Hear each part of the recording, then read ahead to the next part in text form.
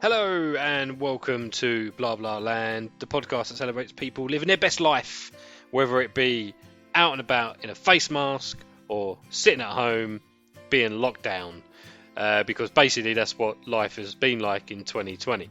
So this is season 2. Obviously season 1 was meeting up with people, even though I did a couple of Skype calls, but even then I still felt like we still had the opportunity to meet up. This is the Zoom edition, the Zoom season. If it was a TV show in America, you would think this was the experimental season as such, the one where maybe the main character got a bit too big for their boots in the first series and then went off into the second series on a drugs rampage and didn't really put the performances in that they should have. I'm talking about me myself, not the guests, by the way.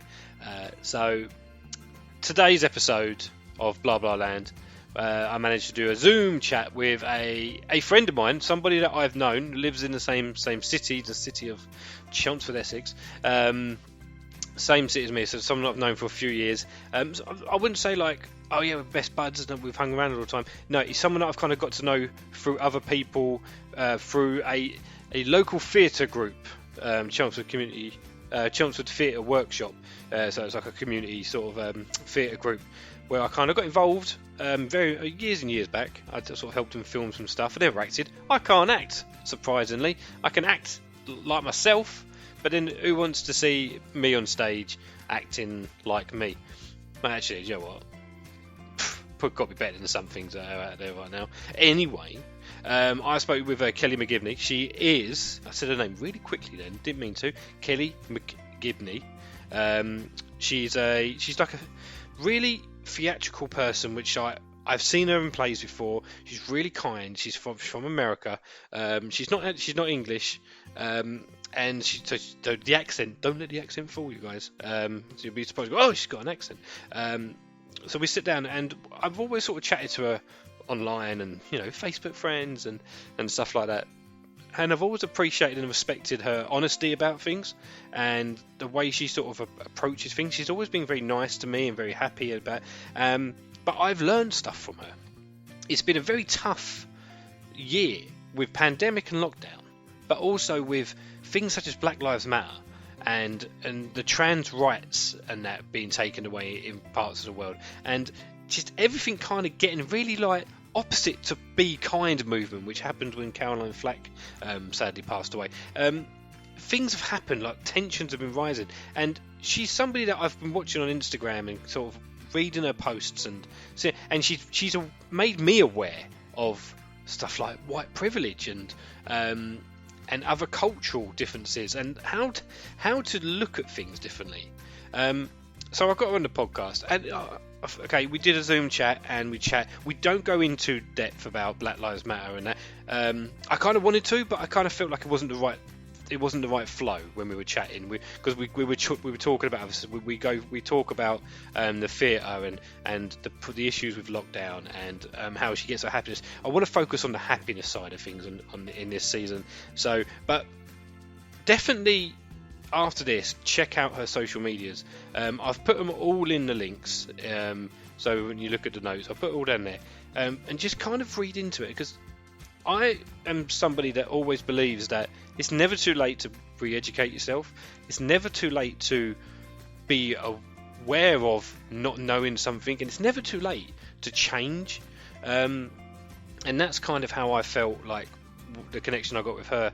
And when we were chatting about her, she's very cool about it, and we talk about happiness, and she does something. She talks about how she approached lockdown and how she's come out the other side of it, which is really, really inspiring. So please enjoy this episode of Blah Blah Land. You know my social medias already. I'm not going to spout them. You're here already, okay? If you don't want to see me hardly tweet or send an Instagram message or for memes or behind a nice floaty background, I don't know. But you can give me a review if you want. Hey, I won't take them down as long as it's a nice one.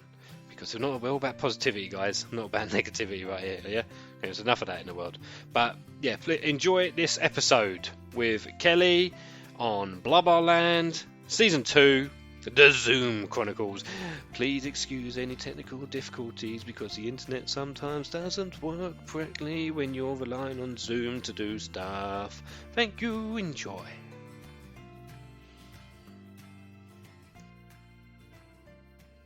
Is it working? Yeah. Is it working? Yeah, it's working. It's working. Yeah, you're in my ear now. Good. Oh, it sounds like a news report. I know, right? Breaking news. You're like a news anchor. Yeah. Oh, how are you doing? Really good. How about you? I'm okay, thank you. Sweltering a teeny tiny bit. That's why I'm drinking water. So much water. It's too much. I think I'm more water than I am person at the moment. Yeah. Just one of Yeah, those. well, and it's too early for gin, so. Well, yeah, because usually if I record these at in the evening or something, I'll be drinking like a beer or wine or gin or prosecco or something, anything really. Just something. It's alcohol. Just as you said, alcohol rather than listing several different types, and it's quite nice. I can just sit here and do it with a water, or usually I try and say do it with a coffee. That's what I usually do with it. But a nice coffee. I was going to do that, yeah, because it's really hot, and I was like, I don't know, should I do an iced coffee? But I thought, you know what, I'll just stick to water. I'll have a coffee afterwards at lunchtime or whatever. And it's literally just coffee over ice. It's not a major recipe. Everyone gets very excited about it. They do. People go to Costa, go, I need to get a nice coffee. It's like, you can do that at home. You can literally do that at home. It's not that hard. Did you find that during like lockdown when things were shut down, like coffee shops and stuff, did you miss anything like that? You know what? Not especially, because you know what? Like, I don't know about you, but whenever I read those articles where it's like, hey, here's how you can save money, and it's like, cut out, like, the morning coffee, and it's like, okay, I actually don't need to save money. I need to make more money, because like that's the difference. I don't have all this just expendable income that like I'm just frittering away on lunches and coffees. I actually need to make more money. That's how I can that's how I can become more rich. It's not channeling the existing funds. It's creating more funds. Has lockdown sort of hit you hard that way then with work and stuff?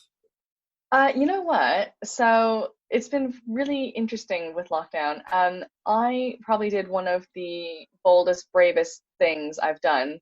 Let's say consciously boldest and bravest things I've ever done. And I quit my job. And I didn't have another job to go to, but it just got to a point where it just wasn't a good fit, and it hadn't been a good fit for a while. And I was like, everyone were like, oh, we're grateful for a job, and we need to make sure that, we don't take things for granted. And my husband's a musician, so he was hit extremely hard with the venues being closed and schools being closed. He also teaches, so it wasn't like a light decision, but it was definitely like a right decision. And I was just really, after I kind of made the decision, like just I had this pressure lifted, and I had to, because mental health has also been like super important during this whole situation as well. And for like the sake of my mental health and all that, I just decided I needed to quit. And like I didn't have another job to go to. But fortunately, I got another job, and I'm very, very excited, and I'm going to be starting hopefully in the next couple of weeks. So thankfully, I've landed on my feet, but I feel really like proud that I was able to do that, because it was a really bold move to quit your job in the middle of a pandemic. Now, do you think maybe the pandemic pushed you to do it? It almost opened. Yeah, you know what?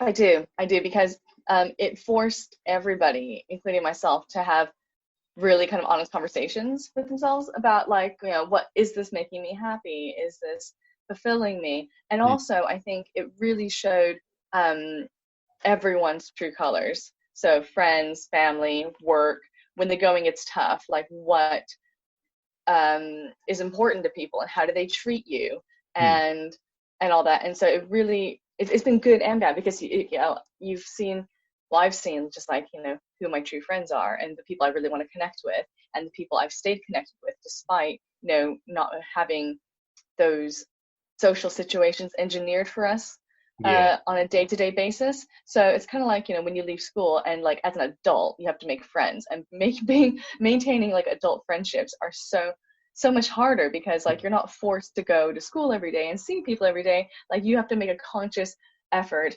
to book people into your life. And you will make that effort for people that you want to spend time with. And so, in terms of like kind of job wise, I knew in the back of my head, like I wasn't particularly happy and it wasn't right for me. But this really kind of like expedited it. And kind of like, I have this little philosophy where if I don't like a situation or if I don't like a circumstance, like I either need to change this circumstance or I need to change myself. And like what is like in my realm of influence or my realm of control.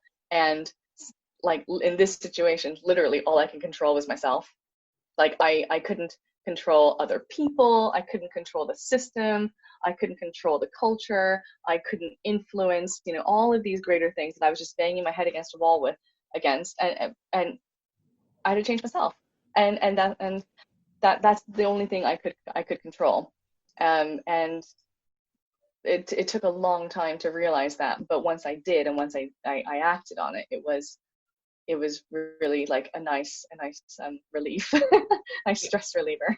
It's like a little bit of clarity, isn't it? Like when the pandemic hit, and everyone's experienced it differently. I definitely have, and I experienced it completely how I thought I would. Now, when it happened, I thought I was going to be like, this is perfect. Because obviously I carried on working, and I tried to I'm going to find the positives in this. I'm going to really embrace this, like, shutting things down. I'm going to do what I can do. I'm going to, spend more time with the family, which is a given anyway. You do that anyway. I was like, I'm going to be more creative. I had a massive idea about pushing the podcast out and doing these all the time. Like, I could do this weekly. I could keep it.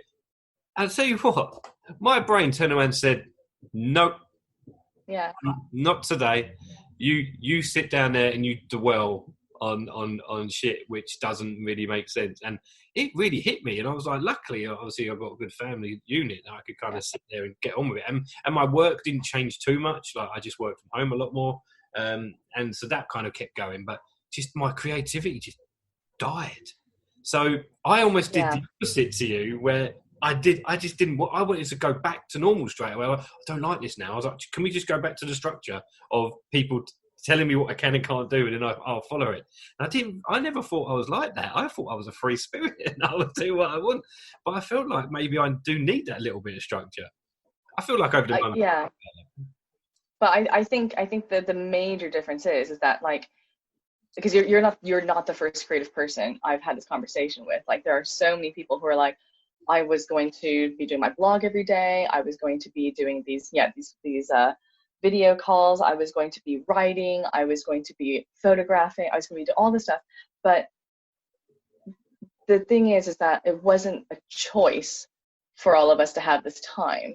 And I think, like, if it was your choice and you're like, yes, I'm setting this time aside to do this, it would be so much different. And again, it's like when this is all out of our control.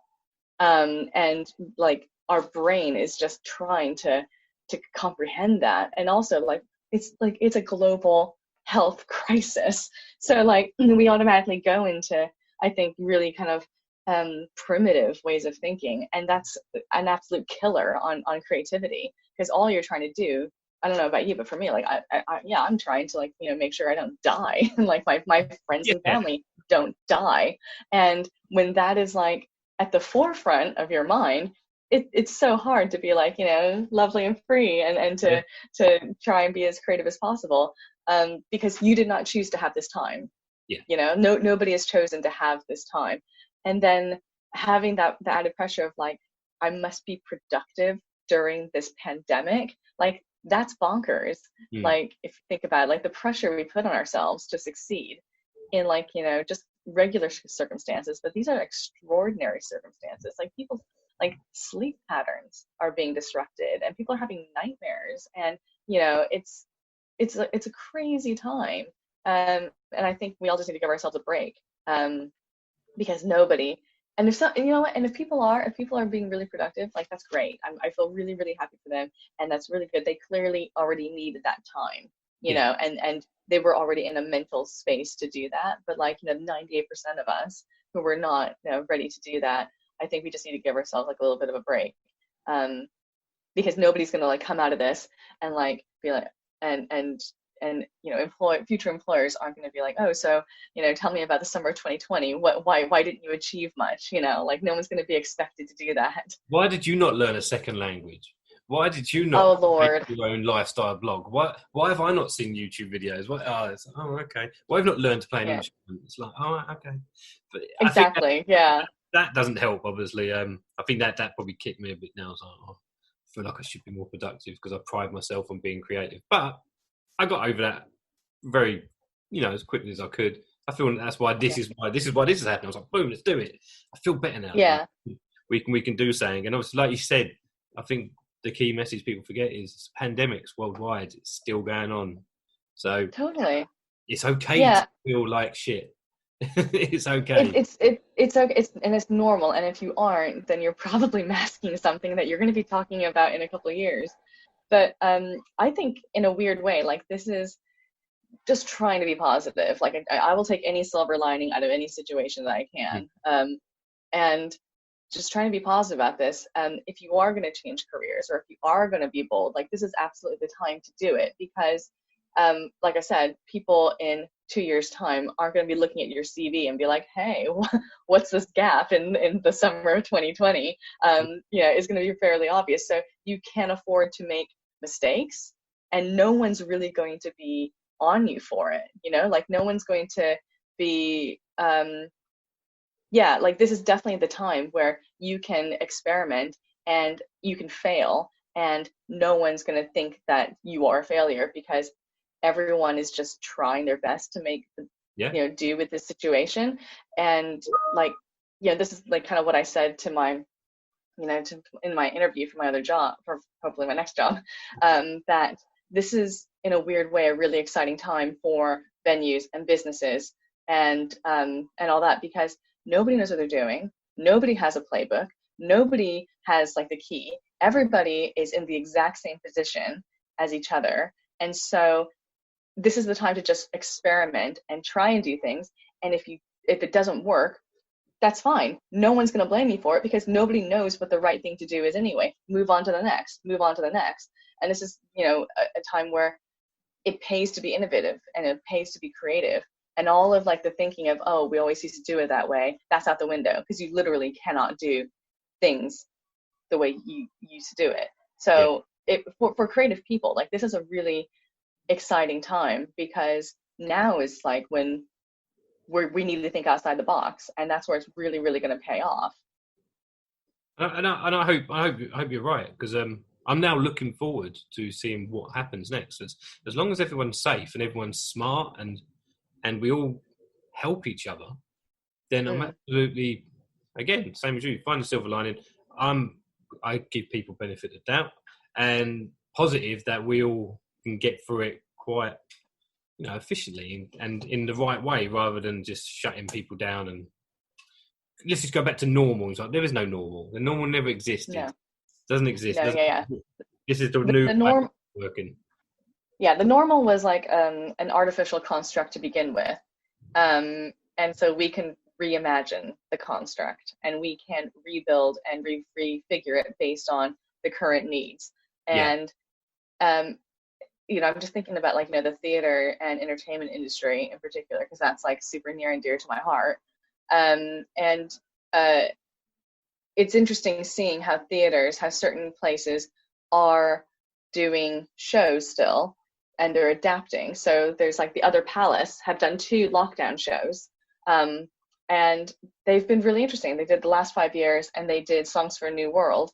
And my husband and I, we paid tickets, and and it was really, really, really good. And like the old Vic is doing live streamed, socially distanced performances, and that was really, successful. And it's interesting, in a way, it's kind of making it more democratic. Mm-hmm. And people can access arts and theater, without access to central London. Now, obviously, nothing beats having live performances. And obviously, London is not the only place you can see live performances. There's theaters all over the country. But it's really interesting to see who is trying to think outside the box and who is literally just waiting for things to go back to normal. And I don't know if you are aware of a show called Six. Yeah. So and the creative team for Six is disgustingly young. They're so young and they're so talented, and it just makes me bomb with just how much potential they have, and they're amazing, and I have so much respect for them.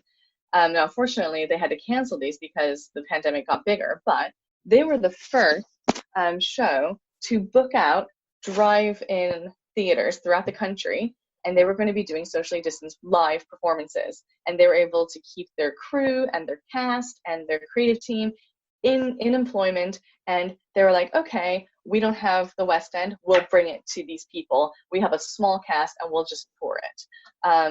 And unfortunately, like I said, they had to cancel that because there were all these like different breakouts throughout the country, and so it wouldn't be safe. But they were the first to think about that, and that's amazing. And it's because I genuinely believe it's because they've got people in their 20s on the creative team, and they haven't been in a profession long enough to say this is the norm or this is the way we've always done it. Whereas like, do it this way, we can't do it that way. Like, they just adapt and do it.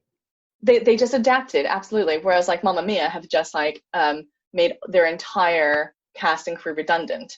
And Cameron McIntosh, who is a millionaire and owns all of his theaters outright, is laying off like the cast of Hamilton, which is like insane. You would have thought Hamilton would have been like the safest gig in the world for how popular it is, but like he's just kind of refusing to try new things, and it just really, really bothers me because that's not how we can progress. And people have made money in the old way, and they probably want to keep the old ways because it makes them the most amount of money. But we all need to think about what is best for the long term for like industries. And same with like the events industry. Live events are in such danger of just disappearing because nobody is thinking about, how do we do an exhibition that's socially distanced when you have thousands of people?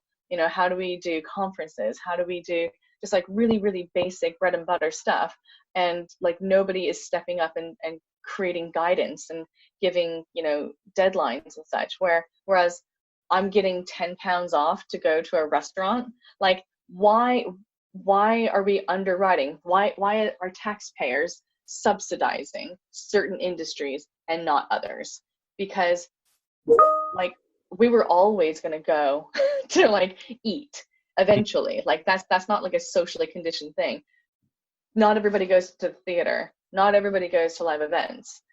Those are the industries we should be encouraging new people to go to through subsidies. Yeah. It's not like a bold move to go to Nando's. You know what I mean? Like, whereas someone who may never ever have stepped in a theater may give a show a chance if they get 50% off a ticket. Give it a go. There's so much scope to be creative, and it really just disturbs me when people are just clinging to established ways, either because they're too scared, they're too stuck in their ways, or they're too greedy, and it's all down to money and economics. That just bothers me because I just want things to be like a little bit more long term. I don't know about you. No, I totally agree. It's a shame watching sort of certain things be almost downplayed or not treated very well. Like the beauty industry, like just literally not even being thought about in their decision making, when they're just saying you can go back to work. No, you can't go back to work. It's like, no, because you're touching faces, so you can't be happening. There's a lot more to it, and just certain jobs being told you can't do that. But again, you can go to the pub and touch people's faces there. It's just a weird sort of the message is getting lost somewhere, and it's so convoluted. It's like, and part of me is like, well, no one actually knows. Like the government have never had to deal with this before, so they're just doing what they can do. But I do agree that certain companies and people's ideas are not really thought out on making a long-term sort of plan, or even just helping people now get through the economy. Like the furloughs come in, and people are like, okay, cool, I'll take it, and it helped me out. And then they go, all right, furlough's finished now. And it's like, oh, okay, now what? Well, you either don't have a job or you go back to work. It's simple as that, really. And you're like, oh, thanks for that. It's like, so you supported me a little bit, but now we're going back to normal. It's like, oh, just do what you want. And it is hard because you can see why people have struggled and that. And, I'm kind of glad that I haven't struggled to that degree. So, I mean, I'm pretty privileged when it comes to the fact that I've been in a job where I was supported in that. So, and obviously then you sort of took a leap of faith and jumped and landed on your feet, which, I think a lot of the time people do. I think that's the beauty of a leap of faith is if you do it, what's the worst that could happen? And it's kind of like you're going with it and you can't stop it until it actually happens. Obviously, so Kelly, we met years ago on the theatre circuit locally in Chelmsford. Are you still sort of in the theatre sort of world? Obviously, I know pandemic-wise, but since all that sort of time, you just kept going, or has it kind of moved on to other avenues of yours?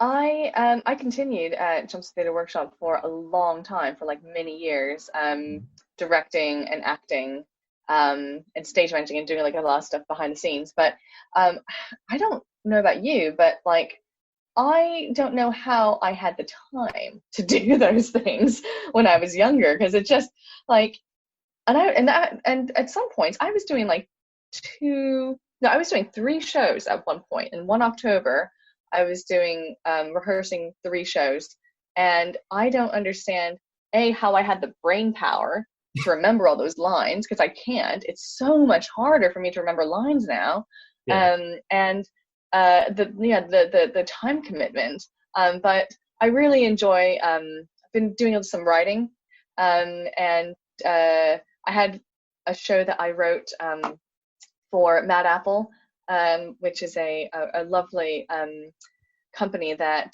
Danny Seagath had created in Chelmsford, and it was for new writing, and he asked me to write a show for this, and it was so wonderful seeing something that I wrote that being produced, and I directed it, and it was just really, really awesome. So I think I'm shifting more into writing now, but I really enjoyed directing because I just really enjoy being in the creative seat and controlling a bit. Find it really, really fulfilling.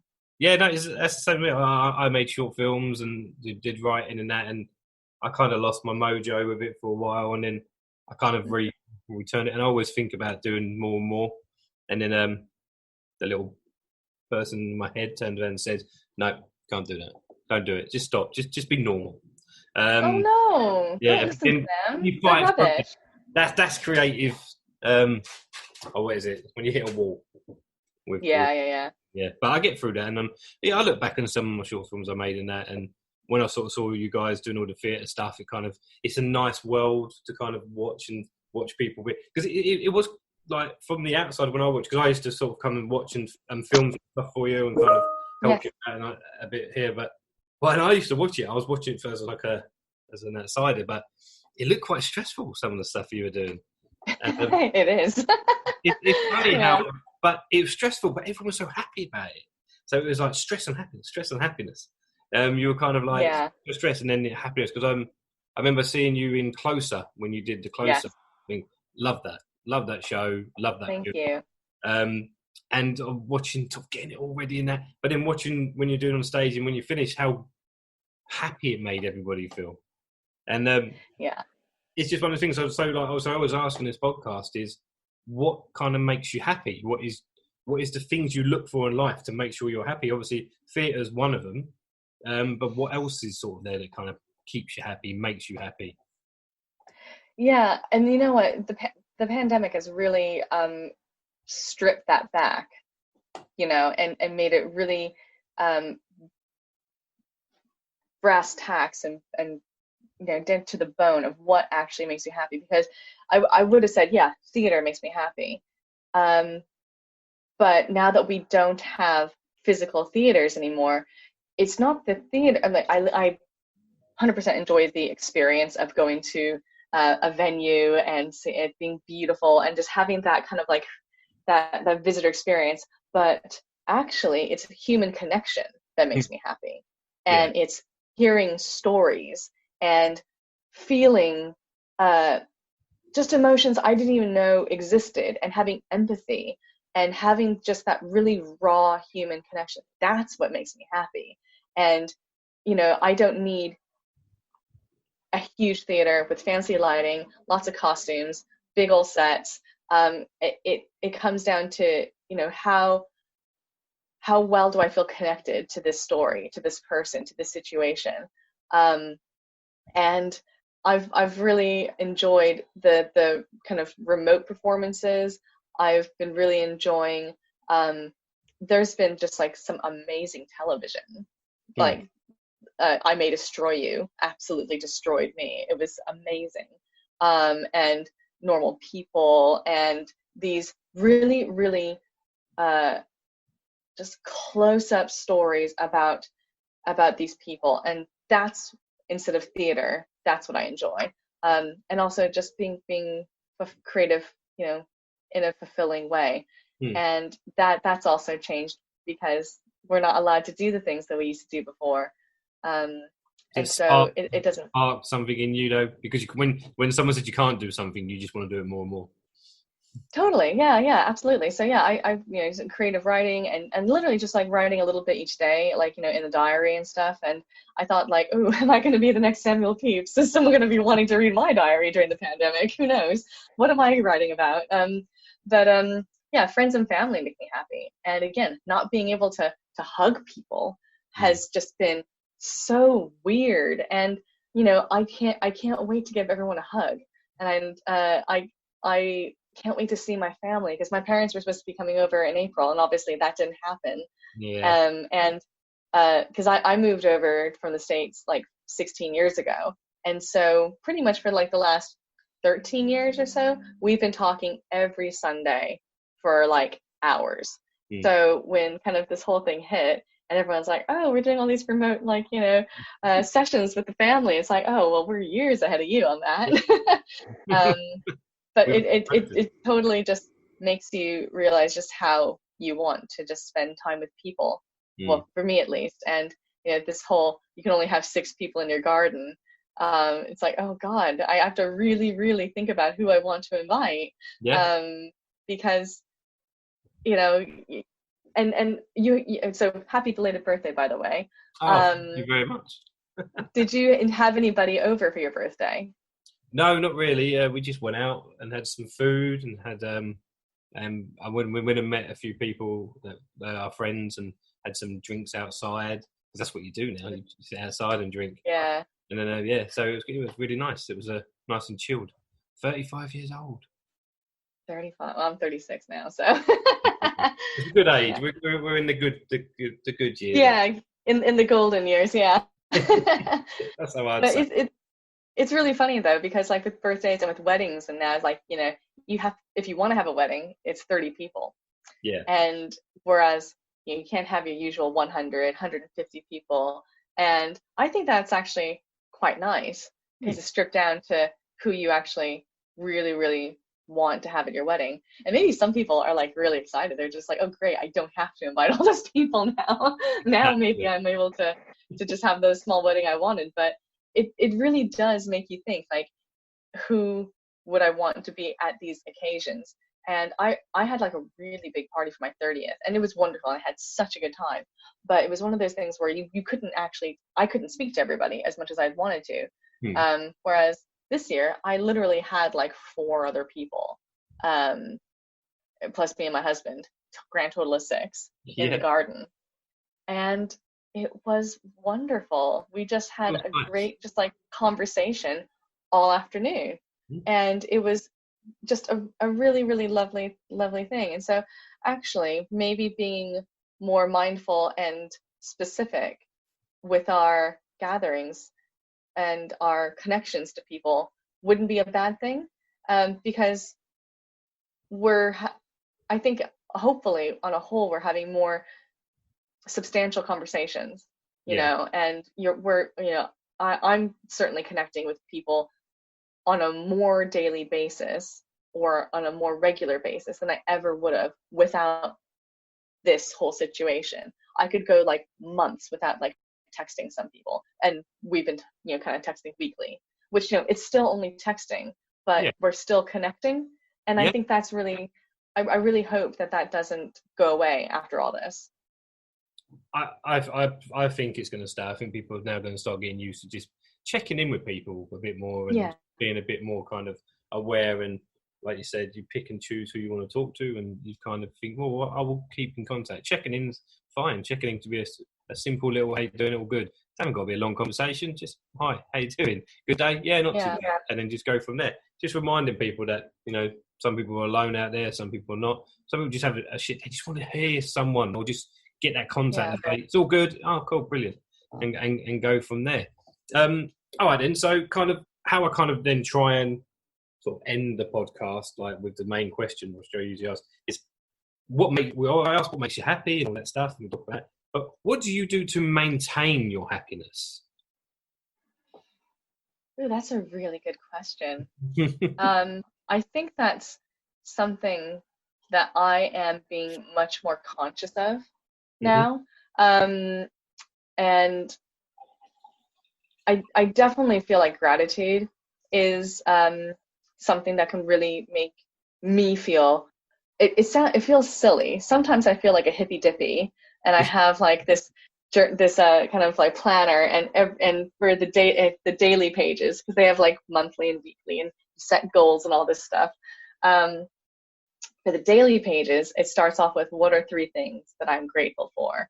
And I tell you what, some of them, some days I was clutching at straws. It was really silly things I was grateful for, but I forced myself to say, and some of them I was like, I have a house, I have food in my fridge, I have a wonderful relationship, those are things that I would not have really thought about that much had it not been for this situation. And I think that's something that I'm going to try to really keep up. Like, so just being like consciously grateful. And then also on the bottom of the page after each day, like what awesome things happened today. So like, and it makes you think, oh, you know what? I think I would have thought I had a very boring day, or it was nothing of note, but actually this was nice. I had a chit chat with my sister that I wouldn't have had, or I did 20 minutes of yoga or whatever, just little things. I had a nice walk, and they don't have to be major accomplishments. And I think that's something as well that I've learned, that things don't have to be spectacular to be meaningful, because all of our like pizzazz events and celebrations have been put on hold. So people are still having birthdays, people are still having anniversaries, people are still getting married, people are still having babies, and actually the song and dance that usually comes with those things, they're not the bits that make you happy. No. It's the people, and it's the feelings, and it's the intent and the meaningfulness of it all that makes you happy. And I thought that like my birthday this year was gonna suck, but it didn't. And I had a really, really good day, despite it being so unbelievably low key. And it's so to maintain happiness, I'm just trying to be really conscious of the good things that are happening, because there are, don't get me wrong, there's a lot of really bad things that are happening, everywhere, and personally and all that. It hasn't been easy, but definitely trying to not dwell and focus on the bad things is hard. It's really, really hard, and it's like a muscle.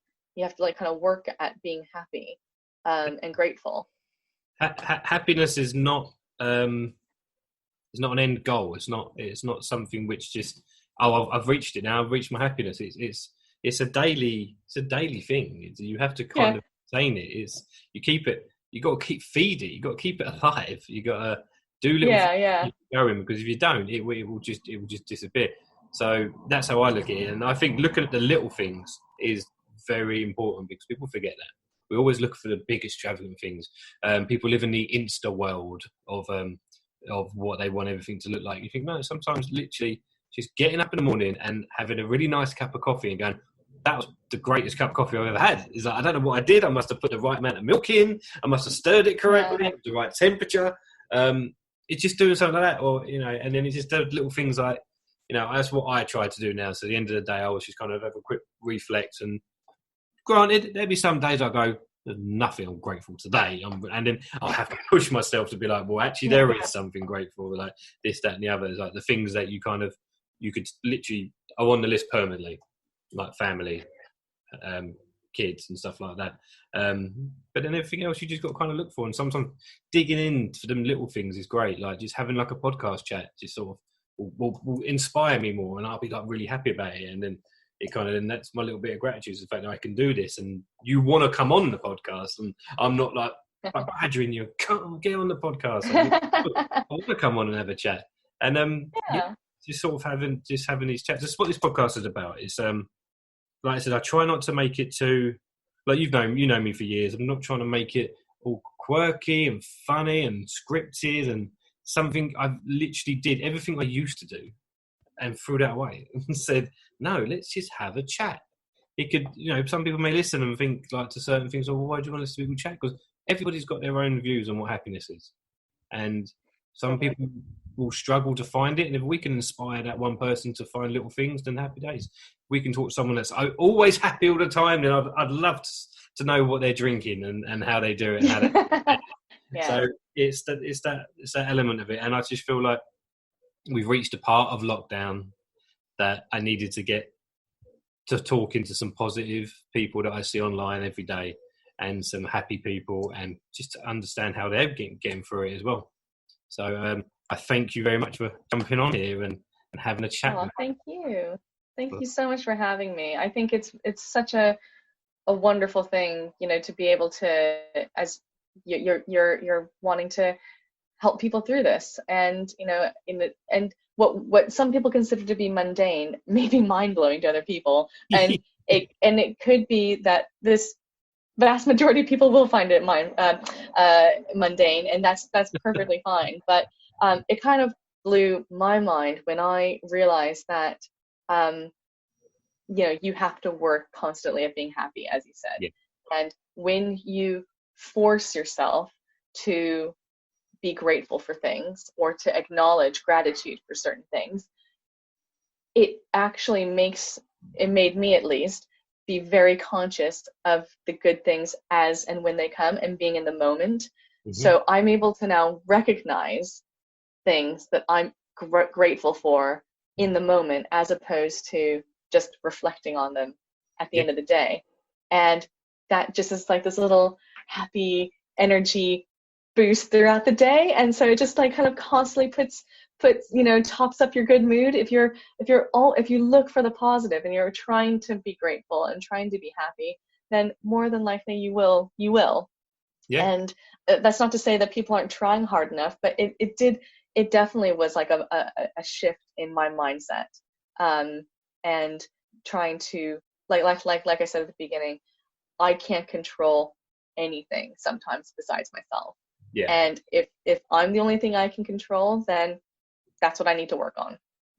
And I hope that if that helps anybody kind of shift and to be a happier person, then, you know, thank you so much for allowing me to be part of this. No, thank you very much. I mean, like I said, we get on quite well. Like we don't see each other as often as you know, nice, but we sort of cross paths and sort of bump into each other every now and again.